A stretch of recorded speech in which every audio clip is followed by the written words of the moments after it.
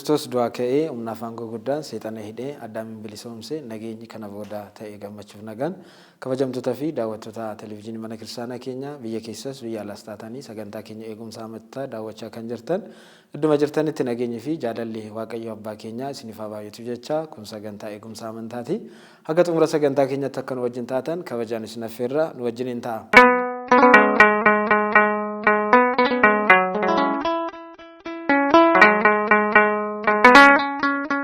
Egaa kabajamtoota daawwattoota keenya sagantaan keenya eegumsa amantaa akkuma beekamu sagantaa irratti gaaffileen garaagaraa qaamolee garaagaraatiin kan gaafataman kan ka'an hayyoota mana kiristaanaa affeeroodhaan barumsa mana kiristaanaa kan ittiin simbiraan geenyudha jechaadha.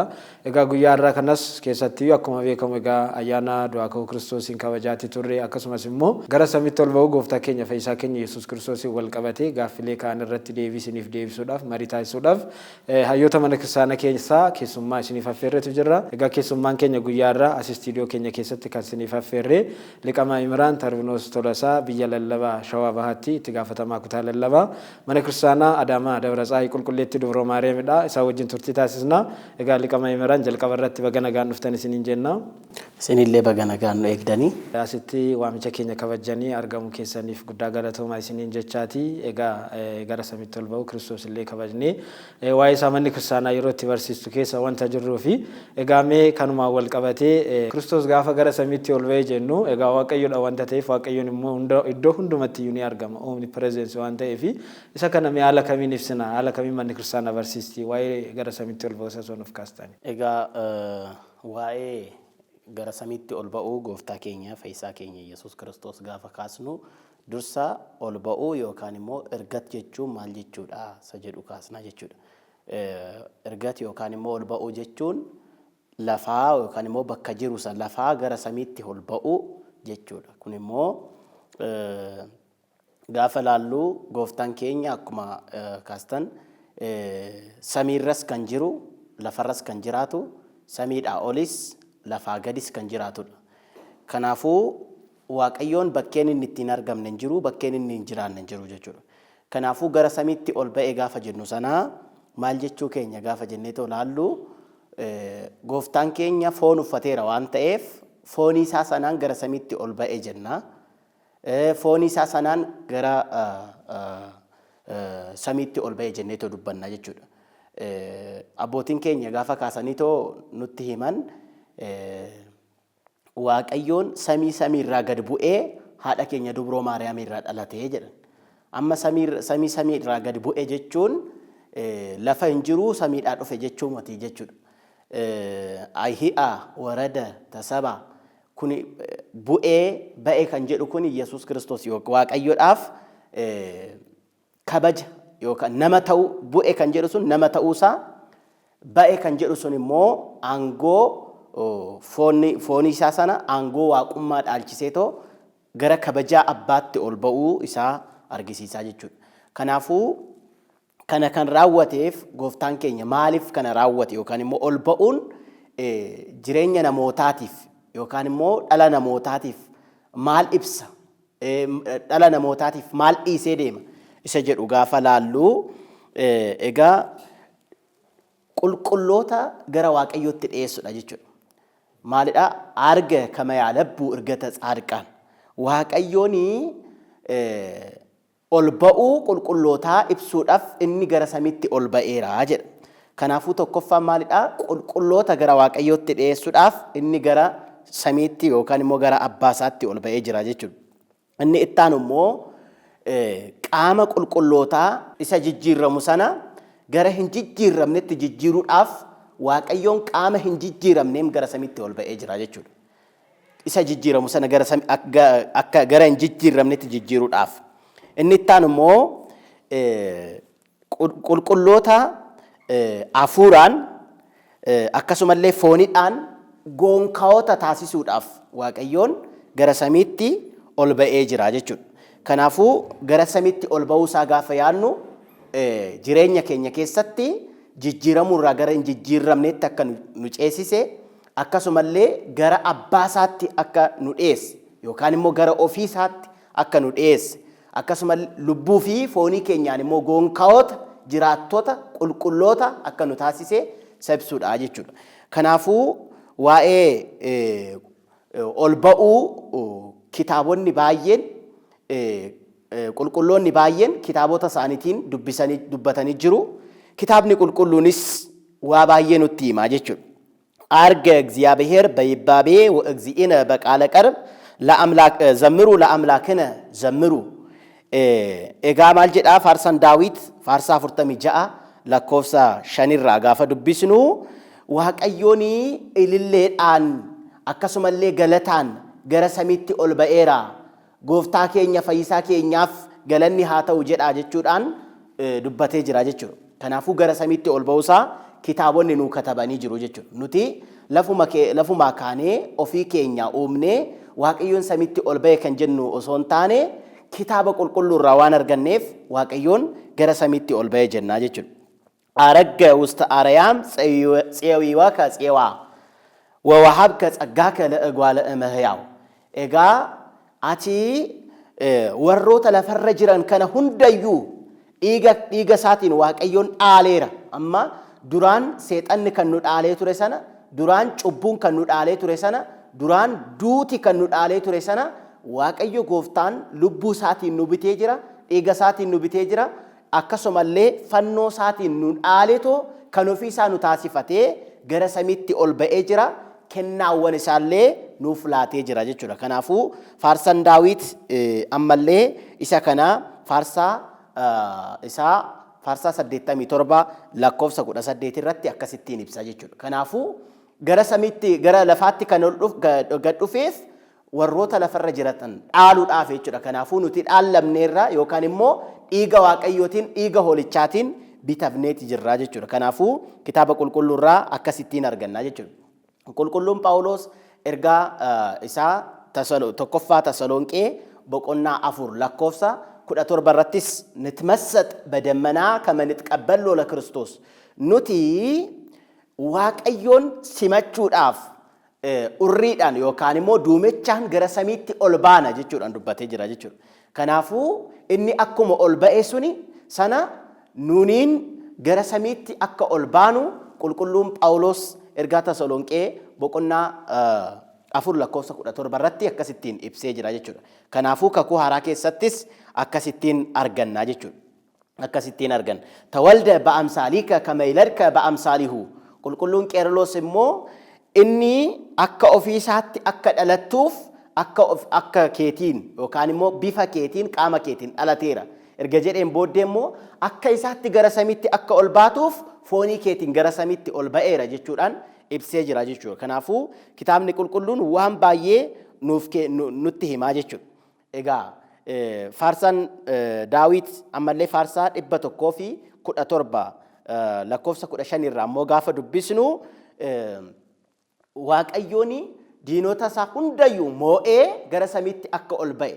Inni Waaqayyoon namni wanti inni moone hin jiru waa'ee hillinaa. Waaqayyoon du'a akkasumallee sammuu namaa yookaan immoo yaada namaatiyyuu kan moo'udha jechuudha. Garuu hammoo foon inni dadhabaan suni moo'aa ta'uusaa ibsee jira jechuudha. Maaliifuu Waaqayyoon foonii keenya waan tokko ta'eef inni moo'aan hin turre suni moo'aa ta'ee jira jechuudha. Qulqullicha akkasittiin akka ibse. Akkoo immamo'oo dikum lahayyaal mankirsa immamo'oo akkoo immamo'oo hayyaal ladikum mankirsa immamo'oo dikum lahayyaal. Nama dinqisiisu inni humna qabu isa humna hin qabne yoo moo'ee nama dinqisiisu. Garuu hammoo kan nama dinqisiisu inni humna hin qabne suni isa humna qabu moo'uusaa baay'ee nama dinqisiisaa jedha. Kanaafuu humna seexanaa yookaan immoo humna daabiloos irra caalaa humni namaa xiqqaa ture bara kakuu moofaa keessatti jechuudha. Garuu hammoo Waaqayyoon humna waan ta'eefiif namoonni Waaqayyoon qaama keenya waan fudhateef dhiiga oolichaatiin waan dhiqanneef amma garuu diiyaabiloos yookaan immoo seexanicha kan moo'annu ta'ee jira jechuudha. Kanaafuu namni inni humna hin qabne suni seexanicha moo'achuusaa kuni baay'ee dinqisiisadha jechuudhaan qulqullichi himee jira jechuudha. Qulqulluun Qeerloos jechuudha. Kanaafuu diinicha moo'eera mo'achus nu barsiiseera. Du'aayis ka'eera. Du'aa ka'uu nu barsiiseera. Gara samiitti ol ba'eera. Ol ba'uus nu barsiiseera. Kanaafuu kabaja abbaa isaatiin wanabara bayamaana ebayuu basamayaat. Kana abbootiin keenya hintsaa mana kosaati yookaan immoo kitaaba amantaa boqonnaa 17 irra kaasnee gaafa dubbisnu gaafa walitti qabamanii eegumsa amantaa akkuma isin kaastanii eegumsa amantaa gaafa godhan Ariyoosiin bataskaanicha keessaa yookaan immoo amanticha keessaa baasuudhaaf yookaan immoo warroota hin amanne amansiisuudhaaf warroota amanuu didan immoo amanticha keessaa baasuudhaaf bakka ta'an sanatti wanabara bayamaana ebayuu basamayaat arga basbaat wanabara bayamaana ebayuu basamayaat. Egaa inni gara abbaa isaatti ol ba'ee jira, gara samiitti ol ba'ee jira, kabaja abbaa isaatiinis taa'ee jira jedhaniitoo ibsanii jiru jechuudha. Kanaafuu kitaabonni baay'een gaafa kaasnu waa'ee ol ba'uu akkasittiin nutti himu jechuudha. Dhugumatti egaa liqama Imraan Tarruunos Tolaasaa Waaqayyo abbaan keenya sagalee jireenya isinaa dhageechisu guddaa galatooma isiniin jenna. Egaa waa'ee gara samiitti ol ba'uu gooftaa keenya fayyisaa keenya Yesuus Kiristoos qulqulloonni raajonnis kakuu haaraattis kakuu duraattis kan ture dabalataanis immoo ayyoonni mana kiristaanaa maal jedhanii akka isaan barsiisan barumsa mana kiristaanaa keenya egaa bal'inaan nuuf dabarsitaniitu jirtu. Waaqayyo abbaan keenya sagalee jireenya isinaa dhageechisu kabajamtootaa fi daawwattoota keenya sagantaan keenya sagantaa eegumsa amantaati. Ammas ce'umsa sagantaa eegumsa amantaa tokko booda walitti deebinee dhufna. Nu wajjiniin ta'a.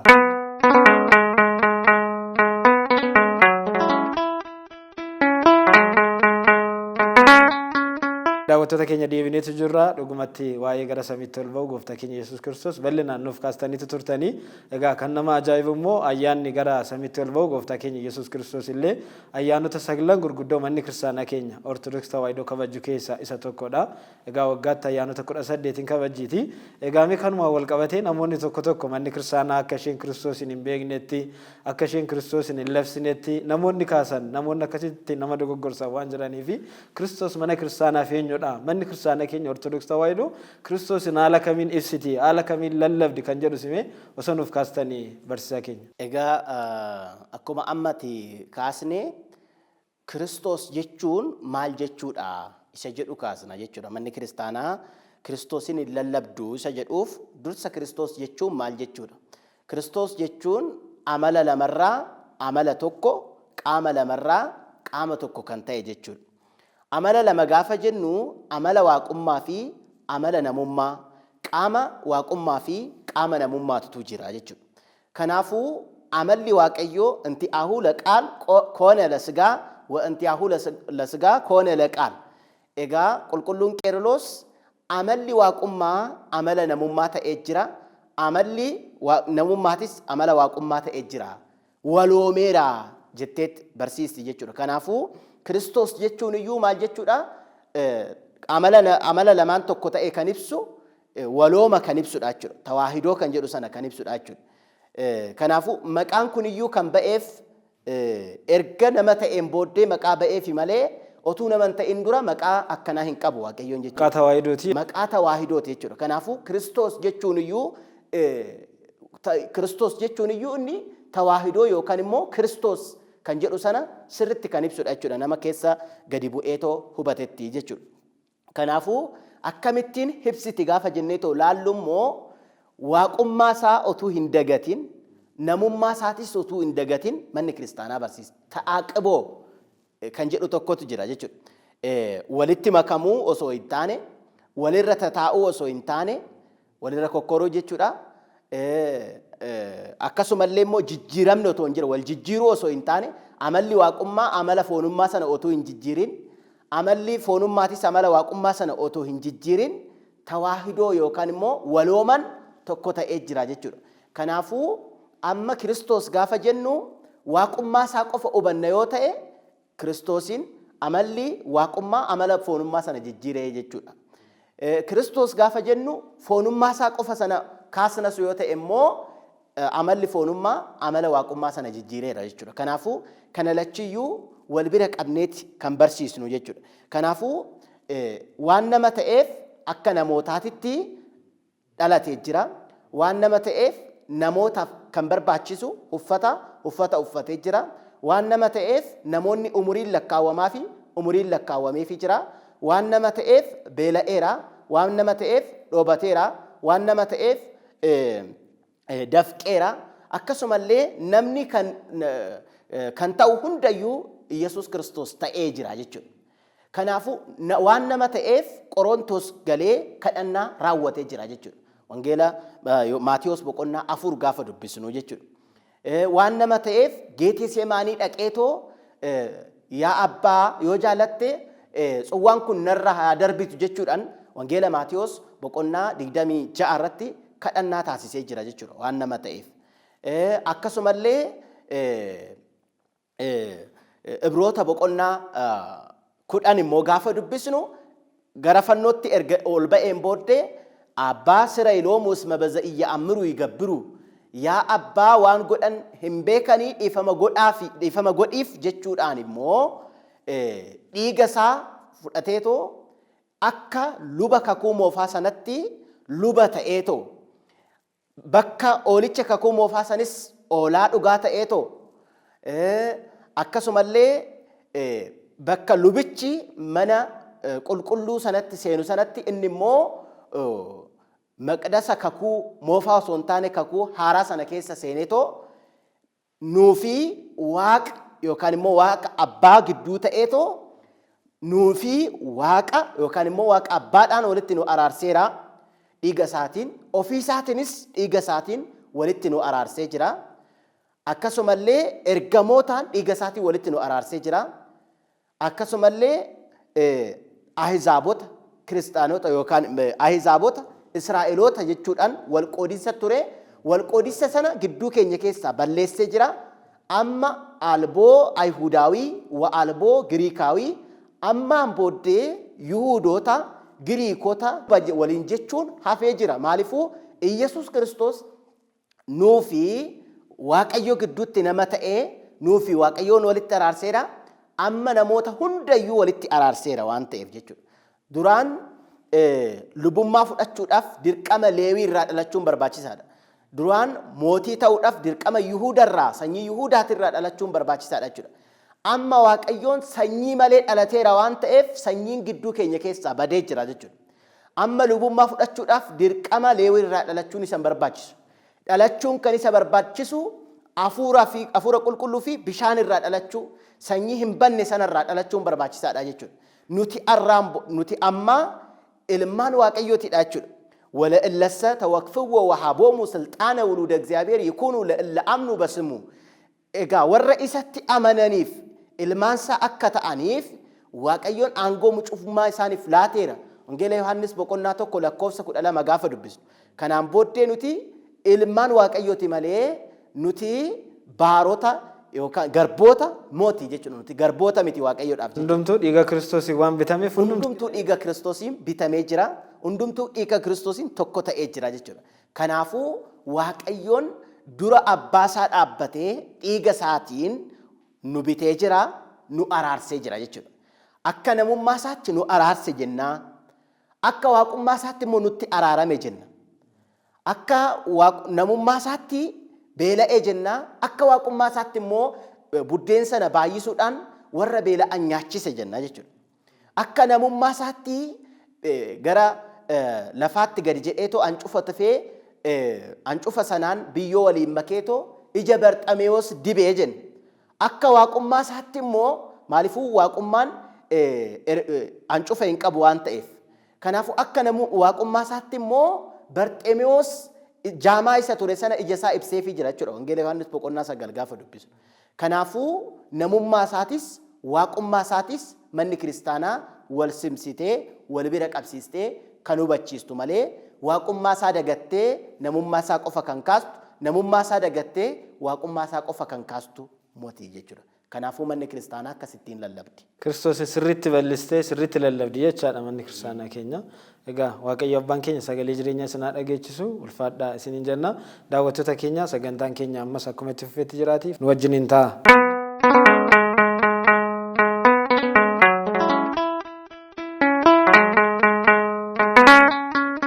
egaa mi'asuma wal qabatee kan nuti kaasaa jirrus waa'ee gara samiitti ol ba'uu gooftaa keenya fayyisaa keenya Yesuus Kiristoos wajjiniin wanta ta'ee fi keessattiyyuu wangeela Yohaannis boqonnaa 3 lakkoofsa 13 irratti gaafa dubbisnu samiirraa kan bu'een alatti gara samiitti kan ba'e hin jiru jechuudhaan ni dubbataati.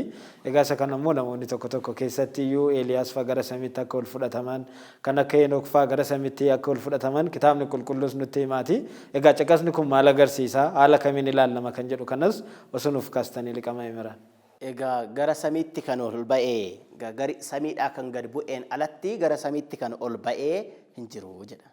Kana jechuun namoonni Yesuus Kiristoos gara samiitti ol hin baane jedhanii too amanan ni jiru. Kanaafuu ol ba'ee yoo jettanii inni fooniin tokko ta'ee walooman hin turre foonicha dhiisee too deemee jira. Amma kan ol ba'e turee too kan ol ba'e foonicha qofatu ba'e warri jedha waan jiraniif maal jedhe qulqullichi Yohaannis kanuma samiidhaa gad bu'ee dubroo Maariyaam irraa dhalate kanuma fannoo irratti fannifamee nuuf jecha dhiiga isaa dhangalaase kanuma du'eetoo boolla sana keessa halkan 3 fi guyyaa 3 ture isuma du'aa ka'e sanatu isumatu gara samiitti ol ba'e maree qaamni biraa gara samiitti kan ol ba'e miti jechuudhaan warroota sanaaf ibsuudhaaf dubbatee jira jechuudha. Kanaafuu kan dhufe santu ol deebi'ee too ba'e malee kan hin dhufne yookaan immoo qaamni biraa kan ol ba'e miti jechuudha. Kanaafuu du'aa ka'uu gooftaa keenyaa Yesuus Kiristoos namoonni baay'een du'aa ka'anii jiru. Alaazaar du'aa ka'ee jira. Elsaan nama 2 du'aa kaasee jira bara kakuu moofaa keessatti. Eeliyaas nama 1 du'aa kaasee jira kakuu moofaa keessatti. Tokkoffaa mootota boqonnaa 18 gaafa dubbisnu seenaa nutti hima jechuudha. Namoonni baay'ee warri du'aa ka'an ni jiran. Gaafa gooftaan keenya Yesuus Kiristoos fannifamus akka barsiisa mana kiristaanaatti fannoo isaa sana jalaa namoonni baay'een akka du'aa ka'an nu barsiisti jechuudha manni kiristaanaa. Garuu ammoo du'aa ka'uun Alaazaar du'aa ka'uun Kiristoos gonkumayyuu kan waliin argannedha jechuudha. Yesuus Kiristoos du'aa ka'uunsaa deebi'eetoo du'uuf osoo hin taane gara abbaa isaatti gara kabajaatti ol ba'uudhaaf du'aa ka'e jechuudha. Alaazaar immoo yoo du'aa ka'u du'aa ka'uunsaa yeroodhaaf ture jechuudha. Deebi'eetoo du'eera waan ta'eef kan Elsaan kaasis deebi'anii du'anii jiru. Kan Eeliyaasis du'aa kaasis deebi'eetoo du'ee jira. Kanaafuu warri du'aa ka'an hundiyyuu deebi'aniitoo du'anii jiru. Yesuus Kiristoos garuu deebi'eetoo du'uun kan isarra hin jirre du'aa ka'ee jira jechuudha. Ol ba'uu isaati irrattis gaafa kaasnu Eeliyaas ol ba'ee jira, Henook ol ba'ee jira. Akkasumallee qulqulloonni baay'een gara samiitti kan ol ba'an baay'eetu jiru jechuudha. Kanaafuu ol ba'uun isaanii akkamitti yoo jennee ilaallu isaan aangoo isaaniitiin osoo hin taane aangoo Waaqayyootiin ol ba'anii jiru jechuudha. Yesuus Kiristoos garuu du'aayis gaafa ka'u aangoo isaatiin du'aa ka'ee jira. Gara ol ba'uttis gizee ol ba'u gaafa ol ba'u aangoo isaatiin ol ba'ee jira jechuudha. Kuni adda isa taasisa. Deebi'ee ammoo Henookiif akkasumallee Eeliyaas faan gaafa ol ba'an deebi'aniitoo dhufaniitoo maal ta'uudhaaf du'uudhaaf ol ba'anii jechuudha. Yesuus Kiristoos gaafa ol ba'u deebi'eetoo dhufuudhaaf deebi'eetoo dhufeetoo du'uudhaaf osoo hin taane hoolotaa fi re'oota gargar baasuudhaaf warra bitaan dhaabbataniif warra mirgaan dhaabbatan gargar baasuudhaaf qulqulloota gara ofiitti waametoo dhaaltuu mootummaa isaa taasisuudhaaf warroota sana immoo gara badiitti warra deeman immoo bakkee isaaniitti isaan geggeessuudhaaf Waaqayyoon dhufa malee akka Eeliyaasitti akka Henookitti du'uudhaaf hin dhufu jechuudha. Yesuus Kiristoos gaafa du'aa ka'u foon hin jijjiiramneen du'aa ka'e. Isaan immoo foon jijjiiramuun du'aa ka'anii jechuudha. Deebi'anii illee du'aniiru waan ta'eef ni du'u jechuudha. Ganaa deebi'aniitoo Yesuus Kiristoos dhufuudhaan dursa deebi'anii ni du'u jechuudha. Kanaafuu ol ba'uu gooftaa keenyaa Yesuus Kiristoos sirritti kan nu ibsu qulqulloonni kakuu moofaa kitaaba qulqulluu irratti akkuma hubanne akkasumallee kan kakuu haaraas nutti himu jechuudha. Fakkeenyaaf hojii duukaa bu'ootaa boqonnaa 7 lakkoofsa 56 gaafa dubbisnu ወሪኩን ዘይትረሃዋ ሰማያት ወልደ እጓለ እመሕያው ይነብር በየማነ አብ ሰሚን በነሜቶ አርጌት ጅራ ጀድ ቁልቁሉን እስጢፋኖስ ኢልሚ አባሳ ቡኬ ታኤቶ ከበጃን አርጌራ ጀደች ከናፉ ኢጀሳቲን Isxifaanos argee jira jechuudha. Kanaafuu sana laalleet kabaja abbaa taa'eetoo akka jiru akka Henookii fi Eeliyaasitti bakkeedhaan goonkabee yookaan bakkeedhaan murtaa'ee jannata keessa osoo hin taane ofuma isaatiif mirga abbaasaa kabajaan akka jiru addunyaas guutees akka jiraatu kitaabni nutti himaa jechuudha. Kanaafuu ol ba'uun isaaniitii fi ol ba'uunsaa baay'ee garaagarummaa kan qabudha jechuudha. Egaa kan qulqullichi Yohaannis abbaa wangeela barreesse gooftaa keenya Yesuus Kiristoos samii samiirra bu'ee foon ilmaan namootaa uffatee gonka waaqa gonka nama ta'ee foonuma addunyaa irratti mul'ate sanaan immoo egaa wangeela Luqaas irrattis akkuma argannu 24 gara dhumaa irratti osoo isaan laalanii gara samiitti waan ol ba'ee fi egaa isuma sanaan ol ba'uusaa kan nu agarsiisudha. Egaa isin iyyuu dhugumatti jecha isiniif hin qabnu sirriitti icciitii isaa hiikoo isaa barumsa isaa nuuf kaastanii jirtu. Liqamaa Imiraan Taruunas Tolasaa Waaqayyo abbaan keenya sagalee jireenyaa isin haa dhageechisu. Galatuma isinin jenna.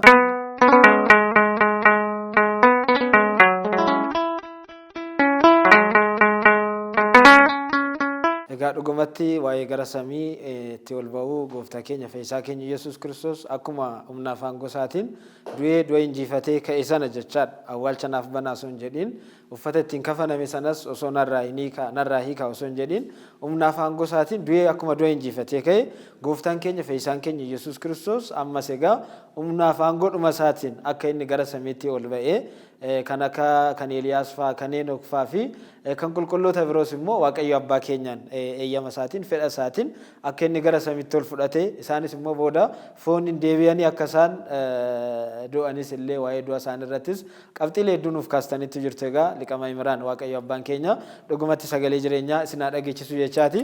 Egaa sagantaa keenyas gara goolabaarra geenyetu waan jirruuf jechaadha. Xumura irratti mee ergaa walii galaa waa'uma dubbii Kiristoosinis wal qabatee dabalataanis waa'ee gara samiitti ol ba'uu gooftaa keenya fayyisaa keenya Yesuus Kiristoosinis wal qabatee hafe kan jettan kan itti dabaltan yoo jiraate sa'aatii keenyas gara goolabaarra geenye waan jirruuf ergaa xumuraan isiniif kenna liqama Imiraan. Egaa gara samiitti ol ba'ee isa jedhu keessatti ergaan ani qabu namoonni baay'een gara samiitti ol ba'uu gooftaa dubbachuudhaan alatti gara samiitti ol ba'uudhaaf ol ba'uu isaatiif maal gochuu akka qabu yookaan immoo maal guutuu akka qabu hin beeku jechuudha. Kanaafuu ol ba'uun gooftaa keenya Yesuus Kiristoos ol ba'uu keenya ibsa yoo ta'e nutiin akkamittiin ol ba'uu dandeenya? Maal yoo guunnee ol ba'uu dandeenya? Isa jedhu beekuun barbaachisaadha jechuudha. Yesuus Kiristoos du'aa ka'e gaafa jennu nutis du'aa ka'uu keenya nu labsee jira, barsiisee jira, fakkeenyaa nu ta'ee jira. Kanaafuu nuti immoo du'aa ka'uu sanaaf maal guutuu qabna isa jedhu beekuun barbaachisaadha jechuudha. Egaa nuti amma ol baanee jirra moo ol hin baane isa jedhu sirriitti hubachuun barbaachisaadha jechuudha. Nuti foonii keenyan ol ba'uu baannu malee laphee keenyan ol baanee jira jechuudha. Ol ba'uu laphee isa jedhu sana kaanee jirra jechuudha. Du'aa ka'uus gaafa jennu du'aa ka'uu laphee yookaan immoo yaadaa kaanee jirra. Du'aa ka'uu foonitiin nu hafe jechuudha. Namni du'aa ka'uu laphee hin qabne yookaan immoo abdii du'aa ka'uu hin qabne, abdii ol ba'uu hin qabne du'aa hin ka'u. Ka'us du'uudhaaf ka'a jechuudha. Yookaan immoo gara ibiddichaatti darbatamuudhaaf ka'a jechuudha. Kanaafuu nuti du'aa ka'uu laphee hamma qabaachuu qabna jechuudha. Du'aa ka'uu laphee namni qabu gaabbii gala. Namni du'aa ka'uu laphee qabu yookaan immoo du'aa ka'uu yaadaa qabu mirgaan dhaabbachuudhaaf hojjetaa jechuudha. Samiirratti kabajaan dhaabbachuudhaaf hojjeta jechuudha. Malee badiidhaaf hin hojjetu jechuudha. Kanaafuu gaabbii galuun of qopheessuun barbaachisaadha jechuudha. Ija keenya qulqulleessuun barbaachisaadha jechuudha. Akka Isxifaanos as dhaabbateetoo erga inni du'aa ka'een booddee mirga abbaa erga taa'een booddee laphee isaa qulqulleeffachuudha. Warra isa rukutaniif yaa Waaqa abbaa dhiifama godhiif jedhee tokkuma Waaqayyoon gooftaan keenya nu barsiise kan isarraa barate sana waan raawwateef Waaqayyoon ijaan arguudhaaf mirga taa'uu sana arguudhaaf danda'ee jira jechuudha. Kanaafuu nutis warra nu yakkaniif, warra nu jibbaniif, warra nu ari'ataniif akkasittiin kadhannaa gochuudhaan jaalalaan isaaniin warra nu dhiiban ofitti qabuudhaan akkasittiin kiristaanummaa akkasittiin yoo jiraanne ol ba'uu gooftaa ol ba'e sana ol ba'uudhaaf abdii qabna jechuudha.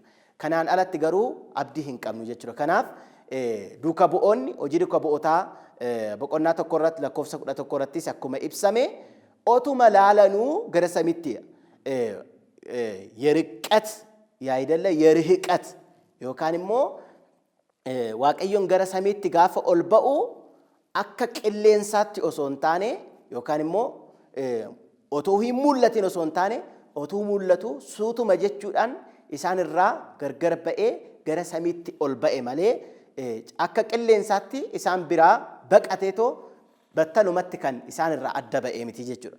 Kanaafuu kan ammoo kan argisiiseef maaliif jenneetoo yoo laalle foon sana akka uffate foon sanaan akka gara samiitti ol ba'e argisiisuudhaaf suuta jechaati otoo isaan laalanuu gara samiitti ol ba'e jechuudha. Kanaafuu akkuma duuka bu'oonni ija isaanii ol ba'uu isaarra godhataniitoo isa laalan sana nutis laphee keenya keessatti ol ba'uu isaa laaluun barbaachisaadha jechuudha. Waa'ee ol ba'uu isaa haasa'uu qofa yookiin immoo kabajuu qofa osoo hin taane yaadni keenyas gara samiitti gara afuurawaatti gara afuurawaatti በሰማይ ያህሉ ልብክሙ ለጴን ኬሰን ሰሚራ ያተው ጀደ ቅዳሴ ጋፋ ስርነ ቁልቁሌሳ ኬሰት ጋፋ ደገፈኑ ለጴን ኬሰን ገረ ሰሚ ያተው አከሱመሞ ዘላይሩ ሐልዩ ኢሰበዳሰነ ያዳ ጀደ ከናፉ ኑቲስ ያደ ኬኛን ኦልበኡ ቀብና ጀቹ ገረ ቁልቁሉማቲ ኦልበኡ ቀብና ገረ ጃለላቲ ኦልበኡ ቀብና ገረ ቱኩማቲ ኦልበኡ ቀብና ጋፋ ገረ ከነቲ ጨኔ gara samiitti ol ba'uu sana yaanna jechuudha. Gara samiitti immoo ol ba'uudhaaf kana guutuun barbaachisaadha. Amanuun laphee cimaadhaan amanuun barbaachisaadha jechuudha. Dhalachuun barbaachisaadha jechuudha. Hafuura qulqulluurraa dhalachuun barbaachisaadha jechuudha. Qulqulluun Phaawulos ergaa Phaawulos gara Qorontos tokkoffaa Qorontos boqonnaa 15 lakkoofsa 46 irratti akka nu ibsu namoonni nama lamatu jira jedhe yookaan immoo nama gosa lamatu jira jedhe. Nama afuurawaa fi nama foonawaa. Egaa namni foonawaadha yookaan immoo uumamummaa qofa kan qabatee dhufe inni foonawaa jedhama jechuudha. Namni immoo afuura qulqulluurraa lammaffaa dhalate immoo inni immoo nama afuurawaa jedhama jechuudha. Lakkoofsa 50 irratti gaafa ceeneetoo laallu immoo maal nuun jedhaa inni hin banne suni isa inni badu suni isa hin banne sana hin dhaalu jedha. Kuni maal jechuu isaati qaamni gooftaa keenya isa hin bannedha. Qaamni keenya immoo afuura qulqulluurraa hin dhalanne taanan qaama baduudha jechuudha. Afuura qulqulluurraa dhalate taanan qaamni keenya kun immoo qaama hin bannedha jechuudha. Kanaafuu qaamni hin banne kuni qaama hin banne sana dhaala jechuudha. Kanaafuu nuti wayinicha sanaaf damee ta'uudhaaf muka wayinichaa yookaan immoo muka wayinicha sanaaf damee ta'uudhaaf maaltu nu barbaachisa? Qaama hin banne ta'uun nu barbaachisa jechuudha. Qaamni keenya immoo kan hin banne taasisuu kan qabnu cubbuurraa eeguudhaan jechuudha. Kanaafuu gara samiitti kan ol ba'ee achitti hafuuf osoo hin taane deebi'eetoo nu fudhachuudhaafi jechuudha. Kanaafuu nutis laphee keenyan gara samiitti ol baanee gaafa ol baane gaafa dhufaatii isaa sana immoo akkuma qulqulluun Phaawulos nuti duumechaan isa simachuudhaaf duumechaan ni fudhatamna akkuma jedhe gaafa sana ni fudhatamna jechuudha. Egaa Wangeela Maatiyos boqonnaa 25 irrattis akkuma dubbisne namoonni lamaanii hofcoo tokkotti daaku tokko fudhatama tokko hafa. Addunyaa kana keessa kana jechuun maal jechuudha? Namoonni qulqullummaa hojjetanis addunyaa kana keessa jiraatu, namoonni badii hojjetanis addunyaa kana keessa jiraatu. Namoonni abdii du'aa ka'uu qabanis addunyaa kana keessa jiraatu, namoonni abdii du'aa ka'uu hin qabnes addunyaa kana keessa jiraatu. Kanaafuu warri fudhataman suni warra kami yoo jenne warroota abdii du'aa ka'uu qaban, warroota zayita isaanii qopheeffataniitoo ifaa isaanii qabataniitoo turan sanatu fudhatama. Warreen kunoo ibiddaaf darbatamu jechuudha. Warra hafanidha isaanii jechuudha. Kanaafuu maasaa keessa sanyii faca'ee sanyii maasaa keessatti hafuun jira jechuudha. Kan hin biqille, kan firee hin buusne jechuudha. Nuti isarraa adda baanee sanyii biqilu, sanyii firii buusuu danda'u, firii waaqayyo fuulduratti mul'achuu danda'u, firii buusuu kan danda'u ta'uun barbaachisaadha jechuudha. Warra hafan keessatti osoo hin taane warra fudhataman keessaa warra qulqulloota keessatti akka ramadamnuuf Kanaaf hojjechuun, kanaaf tattaafachuun, kitaaba qulqulluu dubbisuun, hubachuun barbaachisaadha jedhee yaada. Egaa dhugumatti jecha isiniif hin qabnu liqama Imiraan Tarbinos Tolasaa Waaqayyo abbaan keenya sagalee jireenyaa isin haa dhageechisu isiniin jenna. Egaa kabajamtoota fi daawwattoota keenya guyyaa har'aa sagantaa keenya eegumsa amantaa irratti keessatti yoo waa'ee gara samiitti ol ba'u gooftaa keenya Yesuus Kiristoosii walumaa galatti waa'ee dubbii Kiristoosii wal qabatanii gaaffilee kaan irratti waa'ee ayyaana gara samiitti ol ba'u gooftaa keenya Yesuus Kiristoos irrattis marii bal'aa taasisaa turreerra. Egaa sagantaa keenya guyyaa har'aa marii keenya guyyaa har'aa barumsa baay'ee akka argattan abdii guddaa qabna jechaadha. Keessummaan keenya immoo guyyaa har'aa as istiidiyoo keenya keessatti argamuudhaan barumsa akkas mi'aawu barumsa mana kiristaanaa kan nuuf dabarsaatii turan kan nuuf qoodatii turan liqamaa Imiraan Tarbinos Tolosaa biyya lallaba Shawaa Bahaatti itti gaafatamaa kutaa lallabaa mana kiristaanaa Adaamaa Dabratsaayii Qulqulleettii Dubro Maariyaamidha jechaadha. Egaa maqaa daawwattoota keenyatiin guddaa galatoomaa ulfaadha isiniin jenna. Daawwattoota keenya egaa sagantaan keenya eegumsa amantaa guyyaa har'aa kana ni fakkaata jechaadha.